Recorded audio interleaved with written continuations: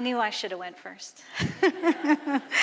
Bonjour, Wijesh Benesi, Indigenika Satik Totem. My name is Sharon Redsky, and I have the privilege of sharing my experience as a fundraiser working on behalf of Indigenous communities. In my culture, we're often taught to speak from the heart. So I do have some notes, but I'm going to do my best to share my experience in 8 minutes. And so there has been no better time for this sector to support Indigenous charities and qualified donees. And I'm going to do my best to just share my experience and who I am. So I'm the youngest of 5. When I was a little girl, I used to run around and sing a song, "Give me a nickel for a pickle." And so my nickname was Pickle. So I joke now that I'm in fundraising that I guess I just always asked for money. So it's a very natural fit for me. But I also wanted to be a face of truth and reconciliation for you. For those of you who might not have people immediately in your life or immediately as co-workers, I wanted to share my experience.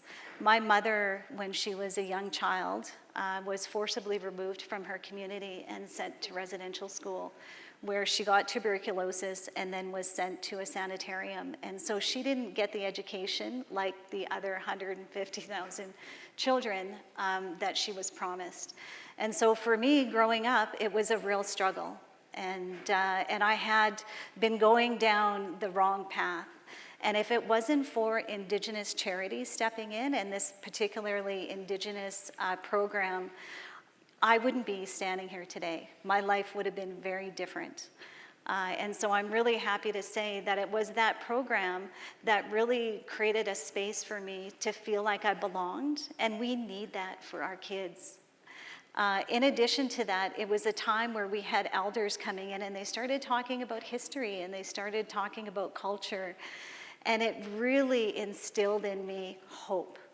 And it was the kind of hope that allowed me to go out into the world, to know that my life can be different. And it wasn't those stereotypes that you hear out there, where you're not going to succeed. And so I'm forever grateful for those kind of programs. And then it led me to start working at some Indigenous charitable organizations. And in 2017, after working for these organizations, I stumbled upon a conference, and it was the Western Canadian Fundraising Conference. And so I showed up there because they were doing a panel on truth and reconciliation. And it was the first time that it exposed me to, one, that there is so much wealth out there. And secondly, there are incredible people who are working on behalf of organizations and charities across Canada. And it was incredible. I was so happy to be connected, and I thought, these are my kind of people. But what started to happen was, like our previous speaker mentioned, it didn't take me long to realize that the funding wasn't equitable. And so that kind of started a journey for me as well.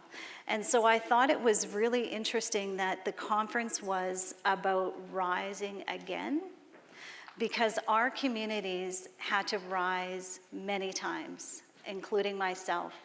And for those of you who don't know, until 1951, the Canadian government criminalized giving in our communities. And so our communities had no choice but to rise up again. And then what happened was there was the permit system in our communities, which prevented our communities from generating wealth. And so, they were really good farmers, but they weren't allowed to sell their produce. And so yet, once again, our communities had to rise up again. And then there was residential school. And I can tell you as an intergenerational survivor that was devastating, not only for our survivors, but for everybody who followed. And now we know that there are so many children who haven't made it home. And yet, our community had to rise again.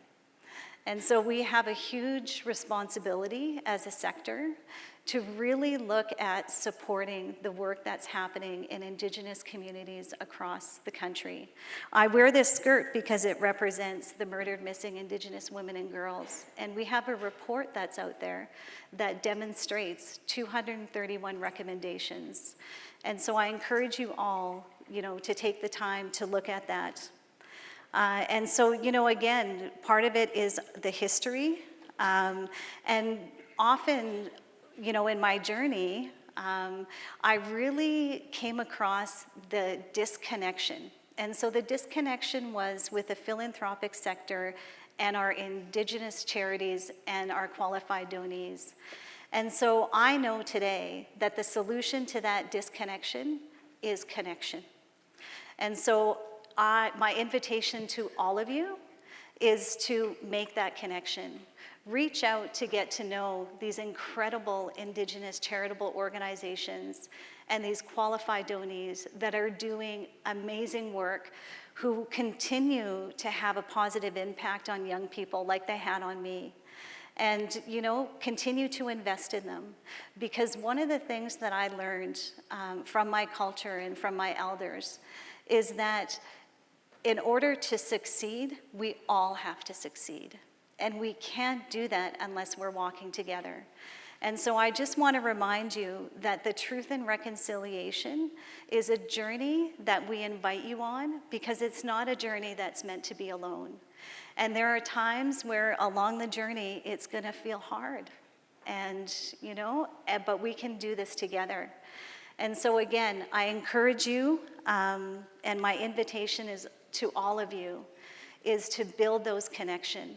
And, instead of individuals rising again, we have a huge opportunity as a community to rise again together. And I look forward to this journey with all of you and with our communities. And so I say miigwech.